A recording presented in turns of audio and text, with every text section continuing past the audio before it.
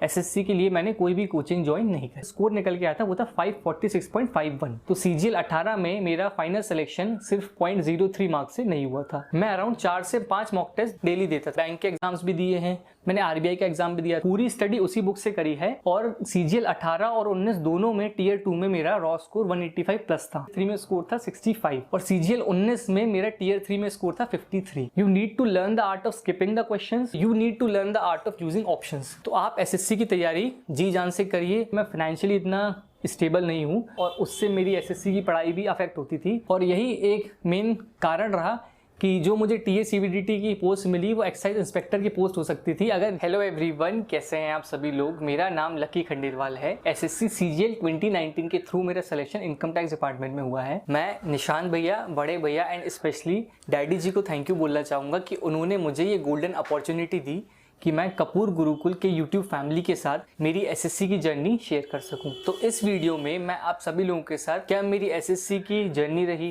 क्या कुछ चैलेंजेस मैंने फेस करे, मेरा डेली का रूटीन क्या होता था, क्या कुछ बुकलिस्ट मैंने फॉलो करी, कंप्लीट डिटेल्स मैं आप सभी लोगों के साथ इस वीडियो में डिस्कस करूंगा। सबसे पहले मैं आप लोगों को मेरे बैकग्राउंड के बारे में कुछ बताता हूँ। मैं गुना मध्य प्रदेश से बिलोंग करता हूँ और एसएससी की तैयारी मैंने गुना में मतलब घर पे रहकर ही करी है। एसएससी के लिए मैंने कोई भी कोचिंग ज्वाइन नहीं करी। और इसके अलावा 11th-12th में मेरा सब्जेक्ट कॉमर्स था और ग्रेजुएशन में मैंने सिंपल बीकॉम किया हुआ है। और ये मेनली जो वीडियो है उन स्टूडेंट्स के लिए मोटिवेशन होगा जो कि स्कूल टाइम में एवरेज होते हैं, जिनका ग्रेजुएशन में इतना अच्छा परफॉर्मेंस नहीं होता है बट फिर भी वो लाइफ में कुछ बड़ा करना चाहते हैं। बिकॉज मैं एक एवरेज स्टूडेंट था, मैंने सिंपल बीकॉम किया हुआ है। 11th-12th में भी मैं एक एवरेज स्टूडेंट था बट कुछ बड़ा करना था।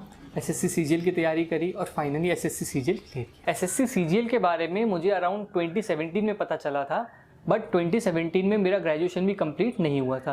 बट फिर भी मैंने सोचा कि 2017 का प्रीलिम्स का जो अटेम्प्ट है वो मुझे देना चाहिए। मैंने थोड़ी बहुत तैयारी करके 2017 प्रीलिम्स का अटेम्प्ट दिया और बाय चांस प्रीलिम्स क्लियर भी हो गया था। बिकॉज मेरी जो शिफ्ट थी वो काफ़ी ईजी थी बट मेंस का एग्ज़ाम मेरा क्लियर नहीं हो पाया था। और मेंस ने मुझे एक आईना दिखाया कि अगर आपको एसएससी की तैयारी करना है, आपको एसएससी सीजीएल का एग्जाम क्लियर करना है तो आपको क्वांटिटेटिव एप्टीट्यूड में काफ़ी ज़्यादा मेहनत करना हो। और ये जो मुझे सीखने को मिला इसकी मुझे काफ़ी ज़्यादा मदद मिली सीजीएल 2018 में। सीजीएल 2018 में काफ़ी ज़्यादा समय मिला था, मैंने काफ़ी अच्छे से तैयारी करी और सीजीएल 2018 में मेरा फर्स्ट सीरियस अटेम्प्ट कहूँगा। सीजीएल 18 में जो मेरा फाइनल स्कोर निकल के आया था वो था 546.51। और आप लोगों को ये जान के हैरानी होगी कि जनरल कैटेगरी के लिए जो लास्ट पोस्ट का कट ऑफ था वो था 546.54। तो सीजीएल 18 में मेरा फाइनल सिलेक्शन सिर्फ 0.03 मार्क्स से नहीं हुआ था बट सीजीएल 19 में मेरा सिलेक्शन हुआ और मुझे टीएसीबीडीटी की पोस्ट मिली। डेली रूटीन मेरा कुछ इस तरीके से होता था। मैं एक मॉर्निंग पर्सन हूँ तो मैं सुबह 5-5:30 बजे उठ जाता था और 6 से 9 का मेरा सबसे पहले एक सेशन होता था क्वांटिटेटिव एप्टीट्यूड का, जिसमें मैं क्वांट की स्टडी करता था और अराउंड 80 to 100 क्वेश्चंस में प्रैक्टिस करता था। मैं पहले आपको मेरा प्रीलिम्स का डेली रूटीन बताता हूँ, उसके बाद मैं आपको मेंस का रूटीन बताऊंगा। तो सुबह अराउंड 3 घंटे मैंने क्वांट स्टडी करी। उसके बाद जो मेरी सेकंड शिफ्ट होती थी वो होती थी अराउंड 12 बजे से लेके 5 बजे तक की। तो ये जो टाइम रूटीन होता था, मतलब ये जो 5 घंटे का टाइम गैप होता था, इसके बीच में मैं अराउंड 4 से 5 मॉक टेस्ट डेली देता था, मतलब प्रीलिम्स के पहले। और मैं सिर्फ सीजीएल के मौके नहीं देता था, मैं सीएचएसएल के मॉक भी देता था। मुझे एक चीज समझ में आ गई थी, सिलेक्शन लेना है तो आपकी प्रीलिम्स में जो स्कोर है वो भी काफी अच्छा होना चाहिए और उसके लिए आपकी स्पीड काफी अच्छी होनी चाहिए। बिकॉज टीसीएस के आने के बाद पैटर्न में चेंजेस काफी ज्यादा हुए हैं और आपको अपनी स्पीड के ऊपर काम करना होगा। तो इसलिए मैं जो सेकंड स्लॉट होता था मेरा, उसमें अराउंड मैं 4 मॉक टेस्ट तो डेली देता ही था, प्रीलिम्स के एटलीस्ट 2-3 महीने से पहले तक। तो आप मान के चलिए कि रफली मैंने प्रीलिम्स के पहले 200-300 मॉक टेस्ट तो दिए हुए होंगे। तो यही एक मेन कारण था कि प्रीलिम्स में मेरी स्पीड काफी अच्छी हो गई थी। 5 बजे तक मैंने मॉक टेस्ट दिए, उसके बाद 1 से 2 घंटे का गैप होता था। फिर मैं 8 बजे से लेके अराउंड 10:30-11 बजे तक पढ़ाई करता था। तो इसमें मैं अराउंड 1 घंटे आप मानिए वोकैबुलरी को देता था। रीजनिंग के लिए मैंने अलग से कुछ भी टाइम नहीं दिया। जो मॉक टेस्ट में पढ़ाई करी उसमें मेरी रीजनिंग जो है वो पूरी अच्छे से कवर हो जाती थी। और जीके को मैं शाम को अराउंड जो भी टॉपिक मुझे थोड़ा बहुत पढ़ना होता था वो पढ़ लेता था। मतलब जीके पे मैंने कभी भी इतना ध्यान नहीं दिया। और यही एक मेन कारण रहा कि जो मुझे टीए सीबीडीटी की पोस्ट मिली वो एक्साइज इंस्पेक्टर की पोस्ट हो सकती थी अगर जीके में मेरा स्कोर थोड़ा सा अच्छा होता। ठीक है, अब मैं आप सभी लोगों के साथ जो मेरी बुक लिस्ट है वो डिस्कस करता हूँ। जैसे अगर आप देखते हैं तो क्वांटिटेटिव एप्टीट्यूड के लिए सबसे पहले मैं क्या करता था, मैंने यूट्यूब से जो भी है लेक्चर वो पढ़ा, मतलब स्टार्टिंग डेज की बात मैं आपको बता रहा हूँ कि जैसे सबसे पहले आपको स्टार्टिंग कैसे करना है, परसेंटेज से। परसेंटेज आपने पढ़ा, उसके बाद ये जो एसएससी किरण की बुक आती है आपको यहाँ पे दिख रही है, इससे आपको इस बुक में रफली आपको परसेंटेज के 500 से 600 क्वेश्चन मिल जाएंगे। तो आप कोशिश करिए कि पहली बार में तो आप पूरे 500-600 क्वेश्चन करेंगे। उसके बाद जब आपने एक बार बुक कंप्लीट कर ली तो कुछ क्वेश्चंस ऐसे होंगे जिसमें आपको डाउट निकला होगा जब आपने पहली बार में बुक कंप्लीट करी, तो उसमें आपको क्या करना होगा, उन क्वेश्चंस पे आप सर्कल बना लेंगे और जब आप दूसरी बार बुक को सॉल्व करेंगे तब आपको वो वाले क्वेश्चंस दोबारा सॉल्व करना है। तो मैंने क्वांटिटेटिव एप्टीट्यूड के लिए सिर्फ एक बुक फॉलो करी थी, जो टॉपिक है उसकी मैं स्टडी करता था यूट्यूब से। उसके बाद आपको मॉक लगाना शुरू करना होगा। ये हुई क्वांटिटेटिव एप्टीट्यूड की बात। अब इसके बाद हम आते हैं इंग्लिश पे। तो इंग्लिश की जो सबसे अच्छी बुक होती है ग्रामर की स्टडीज़ के लिए वो होती है ये नीतू सिंह मैम की बुक। तो आपको क्या करना है, इस बुक की स्टडी कम से कम आप मानिए आपको 3 से 4 बार तो ग्रामर के जो रूल्स हैं, इसमें 15 चैप्टर आपको कंप्लीट दिए गए हैं, वो 15 चैप्टर की आपको अच्छे से स्टडी करना होगा। और इसमें जो सबसे इंपॉर्टेंट टॉपिक्स हैं वो है डायरेक्ट, इनडायरेक्ट और एक्टिव पैसिव। आप मान के चलिए सीजीएल 2018 और 19 मेंस में आपके डायरेक्ट, इनडायरेक्ट और एक्टिव पैसिव से रफली 50 से 55 क्वेश्चन तक पूछे गए थे। और अगर आप ये 2 टॉपिक अच्छे से कर लेते हैं तो आप इसमें फुल स्कोर कर सकते हैं। तो इंग्लिश में आपको क्या करना होगा, ये जो आपकी बुक है इसकी आपने अच्छे से स्टडी करी और उसके बाद आपको क्या करना है, टॉपिक्स की स्टडी करने के बाद ये जो आपकी किरण की प्रीवियस ईयर की बुक आती है इंग्लिश की, इस बुक से आपको पूरी प्रैक्टिस करना होगा। क्योंकि पढ़ना एक अलग चीज़ होती है बट प्रैक्टिस करना एक अलग चीज़ होती है। तो जैसे आपने जो रूल्स हैं वो नीतू सिंह मैम की बुक से पढ़ लिए, बट आपको उन रूल्स को प्रैक्टिस भी करना होगा, उनको इम्प्लीमेंट करना होगा। तो वो आप कैसे कर सकते हैं, ये जो आपकी किरण की प्रीवियस ईयर की बुक आती है इसमें आपको पूरा जो प्रैक्टिस मटेरियल है वो मिल जाएगा। जैसे एरर्स हुए आपके, एक्टिव पैसिव हुए, सेंटेंस इंप्रूवमेंट, PQRS, वो सारे टॉपिक आपको इस बुक में ईजिली मिल जाएंगे। तो इस बुक से आप टॉपिक्स की प्रैक्टिस कर सकते हैं और उसके साथ आप इसमें जो प्रीवियस ईयर की वोकैबुलरी है वो भी आपको इस बुक में मिल जाएगी। अब एसएससी में पहले क्या होता था, टियर 2 और टियर 3 के बीच में आपको थोड़ा सा टाइम पीरियड मिलता था 2 से 3 महीने का, ताकि आप टियर 3 की तैयारी कर सकें। लेकिन अब जो न्यू पैटर्न आ रहा है उसमें टियर 2 के रफली 1 हफ्ते बाद टियर 3 का एग्जाम हो जाता है आपका।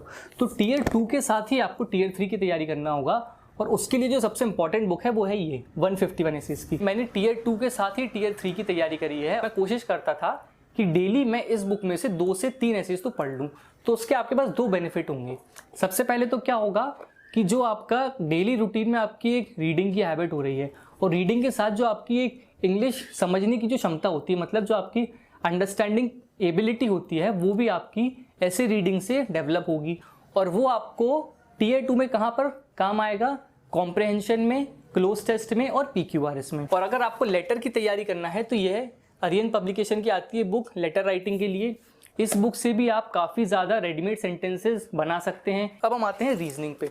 अब रीजनिंग की मैंने ये वाली जो बुक है किरण की प्रीवियस ईयर, बिकॉज एसएससी में कुछ टॉपिक्स जब से TCS आए हैं वेंडर के रूप में, कुछ टॉपिक्स ऐसे हैं जो कि काफ़ी टफली पूछे जाते हैं। बिकॉज क्या है, जैसे 25 क्वेश्चन आपके रीजनिंग में पूछे गए तो 25 क्वेश्चन में से रफली 15 क्वेश्चन तो आप सॉल्व कर लेंगे, लेकिन बचे हुए जो 10 क्वेश्चन हैं उनमें सॉल्व करने में आपको काफ़ी ज़्यादा मेहनत करना होगा। तो ये वाली जो बुक है, जो भी टॉपिक आपका वीक है उसमें से आपको इस बुक की स्टडी करना होगा, एसएससी किरण प्रीवियस ईयर। जीके की स्टडी का बेस्ट तरीका मैं आपको बताता हूँ अब कैसे कर सकते हैं। सबसे पहले आपने एक टॉपिक उठाया लूसेंट की बुक से, जैसे आपने उठाया हिस्ट्री।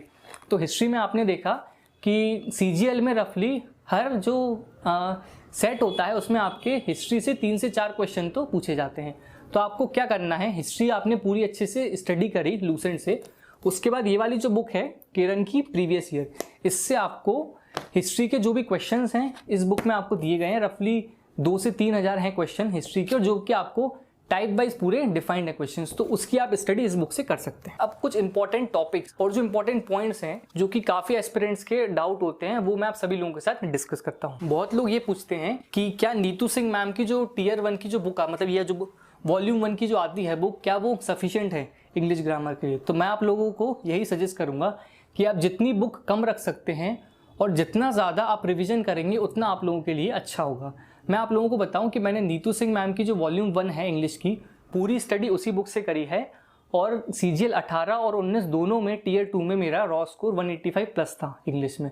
तो मैं आप सभी लोगों को यही सजेस्ट करूंगा कि जितनी बुक्स आप कम रखेंगे और जितना मैक्सिमम रिवीजन करेंगे उतना आप लोगों के लिए अच्छा होगा। और जो नेक्स्ट इंपॉर्टेंट चीज़ है वो है ये है कि आपको टियर 2 के साथ ही टियर 3 की तैयारी करना होगा, बिकॉज टियर 3 भी SSC में एक सिलेक्शन लेने में एक बहुत ही इंपॉर्टेंट रोल प्ले करता है। बिकॉज मैं आप लोगों को बताऊं कि CGL 18 में मेरा टियर 3 में स्कोर था 65 और CGL 19 में मेरा टियर 3 में स्कोर था 53। तो अगर आप देखिए, अगर जो ये 12 नंबर का गैप है, अगर ये 12 नंबर मेरे आ जाते CGL 19 में, तो मुझे हो सकता है TA CBDT से एक्साइज इंस्पेक्टर की पोस्ट मिल जाती। तो काफ़ी ज़्यादा कुछ फैक्टर्स होते हैं जिनकी अगर आप शुरू से ही उन फैक्टर्स पे ध्यान देंगे, शुरू से आप मेहनत करेंगे, तो डेफिनेटली उन चीज़ों को आप अच्छे से कवर कर सकते हैं। और इसके अलावा अगर मैं आपको बताऊं तो जो सबसे इंपॉर्टेंट चीज़ होती है वो होती है एग्ज़ाम का पैटर्न समझना। और एग्ज़ाम का पैटर्न आपको समझना है तो उसके लिए सबसे इंपॉर्टेंट चीज़ होती है प्रीवियस ईयर क्वेश्चंस। तो जैसे ही आप SSC की तैयारी शुरू कर रहे हैं तो आपको क्या करना होगा, सबसे पहले आप जो प्रीवियस ईयर के जो पेपर्स हुए हैं, जो TCS ने कंडक्ट करवाए हैं, आप उन पेपर्स को देखेंगे। आपने उन पेपर्स में देखा कि क्या क्या टॉपिक आपके लिए ईजी हैं, क्या टॉपिक आपके लिए टफ हैं, क्या कुछ आप सॉल्व कर पा रहे हैं। तो आपको जो प्रीवियस ईयर पेपर हैं पहले उनका एनालिसिस अच्छे से करना होगा, एग्जाम क्या आपसे डिमांड कर रहा है। ये सारी चीज़ें आपको प्रीवियस ईयर पेपर से सीखने को मिलेंगी। तो आप कोशिश करिए कि जब भी आप तैयारी शुरू कर रहे हैं तो एक बार आपने अच्छे से अपना बेस डेवलप कर लिया, तो बेस डेवलप करने के साथ ही जो प्रीवियस ईयर पेपर हैं आप उनकी अच्छे से स्टडी करिए, वो आपके लिए काफ़ी हेल्पफुल होगा। और जो नेक्स्ट इंपॉर्टेंट चीज़ है वो होती है डेली के टारगेट्स बनाना। जैसे आपको डेली के टारगेट बनाना होगा कि मुझे डेली ये जो टॉपिक्स हैं उनकी स्टडी करना होगा, बिकॉज डेली के अगर आप अच्छे से पढ़ाई करते हैं ना तो वो उसका एक जो इम्पैक्ट होता है वो काफ़ी अलग होता है। जैसे अगर आप मानिए आपने 7 दिन निकाले और 7 दिन में से आपने 3 या 4 दिन ही स्टडी करी, तो जो आपका डेली का एक जो फ्लो बनता है उसमें काफ़ी ज़्यादा इफेक्ट होता है। तो कोशिश करिए कि आप डेली के टारगेट बनाइए और जितना हो सकता है उन टारगेट को आपको अचीव करना होगा। जो सबसे इंपॉर्टेंट चीज़ मैं आपको बताऊँ वो होती है, 2 चीज़ें मैं आपको बताऊँगा। You need to learn the art of skipping the questions और you need to learn the art of using options। Because जैसे मैं आपको प्रीलिम्स की बात बताता हूँ तो प्रीलिम्स में क्या होता है, आपको हर सेक्शन में 25-25 क्वेश्चन मिलते हैं, लेकिन कुछ क्वेश्चंस ऐसे होते हैं जो कि अगर आप पहली बार में सॉल्व करना चाहेंगे तो आपका पूरा पेपर बिगड़ सकता है। तो आपको क्या करना होगा कि सबसे पहले जो आपको इजी क्वेश्चन लग रहे हैं आप उनको सॉल्व करेंगे। जैसे आप मानिए कि पहली बार में आपने पूरे इजी क्वेश्चंस कर लिए, तो जो आपका फ्लो है वो अच्छे से डेवलप हो जाएगा, आपका कॉन्फिडेंस ज़्यादा हाई होगा। तो जब आप दूसरी बार में जो थोड़े से मॉडरेट लेवल के हैं क्वेश्चंस उन पे आप आएंगे तो उनको सॉल्व करने में आपको थोड़ा सा जो कॉन्फिडेंस है वो बूस्ट अप हो जाएगा, तो उन क्वेश्चंस को भी आप अच्छे से सॉल्व कर सकते हैं। और जो नेक्स्ट इंपॉर्टेंट चीज़ है वो है learn the art of using options. अगर आप ऑप्शंस का यूज़ करना अच्छे से सीख जाते हैं तो डेफिनेटली मैं आपको बताता हूँ आप SSC में काफ़ी अच्छे से स्कोर कर सकते हैं। बिकॉज अगर आप देखें तो क्वांट में भी आप ऑप्शन की मदद से, जैसे अगर मेंस की मैं आपको बात बताता हूँ कि अगर जैसे 100 क्वेश्चन आते हैं तो ऑप्शन की मदद से आप 15-20 क्वेश्चन ईजिली सॉल्व कर सकते हैं। और प्रीलिम्स में भी, रीजनिंग में और क्वांट में भी आप ऑप्शंस का यूज़ कर सकते हैं। इंग्लिश में जो वोकैबुलरी होती है उसमें आप ऑप्शंस का यूज़ कर सकते हैं, वन वर्ड्स में आप ऑप्शन का यूज़ कर सकते हैं। तो अगर आप ऑप्शन का यूज़ करना सीखते हैं ना तो ये आपके लिए एक बहुत ही बड़ा प्लस पॉइंट होगा। अगर आप SSC की तैयारी कर रहे हैं तो आपको पेशेंस बहुत ज़्यादा चाहिए होगी, आपको मोटिवेशन भी काफ़ी ज़्यादा चाहिए होगी। बिकॉज मैं आपको बताऊँ ये एक टाइम टेकिंग प्रोसेस होता है। मैं आपको मेरी जर्नी बताता हूँ पूरी कि CGL 2018 का प्रोसेस आपको पता होगा कितना लंबा चला था, बिकॉज बीच में कोविड-19 आ गया था। फिर CGL 2019 का प्रोसेस अच्छे से जा रहा था, बट मेंस में नॉर्मलाइजेशन का मैटर हो गया, फिर कोर्ट केस हुआ, तो चीज़ें काफ़ी ज़्यादा हो गई। तो मैं आप लोगों को बताऊँ कि अगर आपको SSC की तैयारी अच्छे से करना है तो आपको मोटिवेटेड रहना होगा। और एक जो सबसे इंपॉर्टेंट चीज़ होती है मैं आपको बताऊं, 2 टाइप के लोग होते हैं, एक जिनका फाइनेंशियल बैकग्राउंड काफ़ी अच्छा होता है और एक दूसरे जिनके ऊपर फाइनेंशियल बर्डन होता है। तो आप अगर फर्स्ट कैटेगरी में बिलोंग करते हैं, मतलब जिनका फाइनेंशियल बैकग्राउंड काफ़ी अच्छा है, आपके ऊपर किसी भी चीज़ का लोड नहीं है, तो आप SSC की तैयारी जी जान से करिए। आप CGL को टारगेट कर सकते हैं, CHSL को टारगेट कर सकते हैं, आप अच्छे से मेहनत करिए।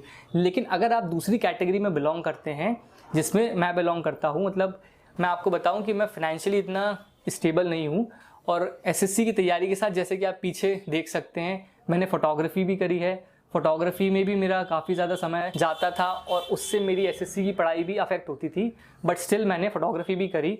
और मैं आप सभी लोगों को यही बताना चाहता हूँ कि अगर आप फाइनेंशियली उतने स्टेबल नहीं हैं तो कोशिश करिए कि आप पहले अपना बेस अच्छे से डेवलप कर लें। बैंक के एग्जाम दीजिए, आप एसएससी सीएचएसएल का एग्जाम दीजिए, एमटीएस का एग्जाम दीजिए।